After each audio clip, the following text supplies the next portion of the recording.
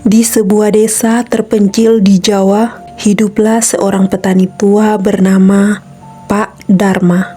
Suatu hari, ketika Pak Darma sedang menggali tanah di kebunnya, ia menemukan sebuah keris kuno yang terbungkus dengan kain merah.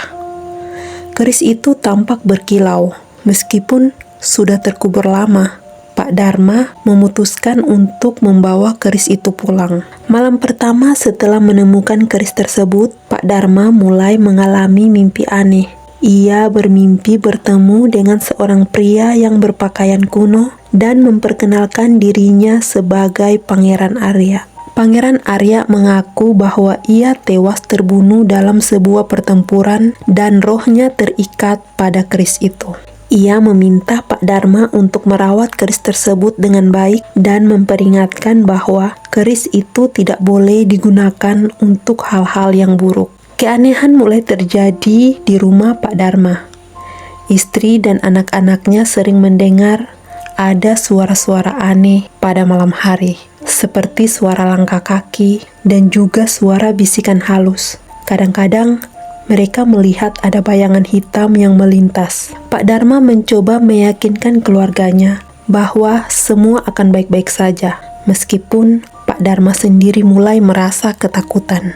Suatu malam, ada seorang pencuri mencoba masuk ke dalam rumah Pak Darma. Ketika pencuri itu mencoba mengambil keris, tiba-tiba terdengar suara mengerikan dan bayangan hitam besar muncul. Bayangan hitam itu menyerang pencuri tersebut. Pencuri lari ketakutan dan meninggalkan rumah Pak Darma. Keluarga Pak Darma yang terbangun karena kegaduhan itu menyaksikan kejadian tersebut dengan sangat ngeri. Pak Darma kemudian memutuskan untuk mencari tahu lebih banyak tentang keris itu.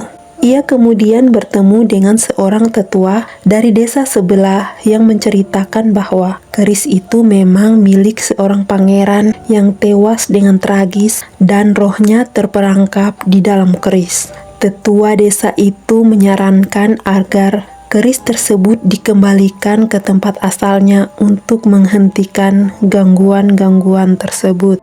Dengan hati-hati, Pak Darma membawa keris itu ke sebuah gunung yang tetua desa sebut sebagai tempat asal keris tersebut. Di sana, ia melakukan ritual yang diajarkan oleh tetua desa untuk melepaskan roh Pangeran Arya. Setelah selesai ritual, keris itu kemudian dikubur ke tempat asalnya. Sejak hari itu, kehidupan Pak Darma dan keluarganya kembali normal.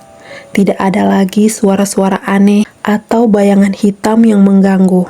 Namun, Pak Darma selalu teringat akan pengalaman mengerikan dan selalu menghormati benda-benda kuno yang ia temui di masa depan. Setelah menguburkan kembali keris tersebut di tempat asalnya, Pak Darma merasa lega, tapi ia tidak bisa menghilangkan rasa penasaran dan keingintahuan yang masih ada di dalam hatinya.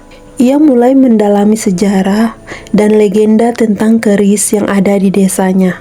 Pak Darma sering berkunjung ke desa-desa lain untuk berbicara dengan orang-orang tua yang memiliki pengetahuan tentang benda-benda pusaka. Dari percakapan tersebut, Pak Darma mengetahui bahwa banyak keris di Jawa yang diyakini memiliki kekuatan dan penunggu yang menjaga keris tersebut.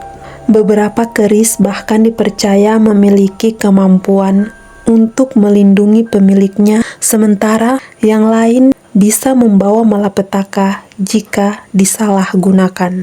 Suatu hari, Pak Darma menerima kunjungan dari seorang pria misterius yang mengaku sebagai keturunan langsung dari Pangeran Arya. Pria itu memperkenalkan dirinya sebagai Raden Aditya. Raden Aditya bercerita bahwa keluarganya telah mencari keris tersebut selama bertahun-tahun. Mereka tahu bahwa keris itu memiliki kekuatan besar dan harus dijaga dengan baik untuk menjaga dunia fisik dan spiritual. Raden Arya meminta izin kepada Pak Darma untuk mengambil kembali keris itu dan merawatnya sesuai tradisi keluarganya. Pak Darma merasa bahwa ini adalah jalan terbaik, setuju untuk membantu Raden Aditya.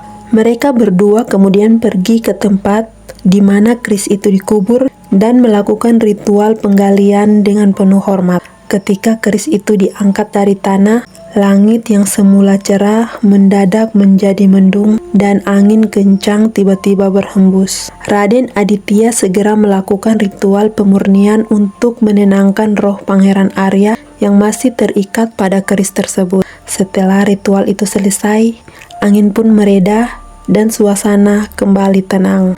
Raden Arya berterima kasih kepada Pak Dharma atas bantuannya dan berjanji bahwa keris itu akan dijaga dengan baik dalam keluarganya. Sebelum berpisah, ia memberikan sebuah jimat kepada Pak Dharma sebagai tanda terima kasih dan perlindungan. Jimat itu dipercaya bisa melindungi pemiliknya dari gangguan roh jahat dan memberikan keberuntungan. Setelah kepergian Raden Aditya, kehidupan Pak Dharma kembali tenang.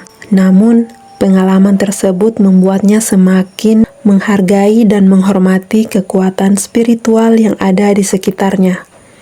Ia terus mendalami pengetahuan tentang benda-benda pusaka dan sering memberikan nasihat kepada tetangganya tentang pentingnya menghormati warisan leluhur.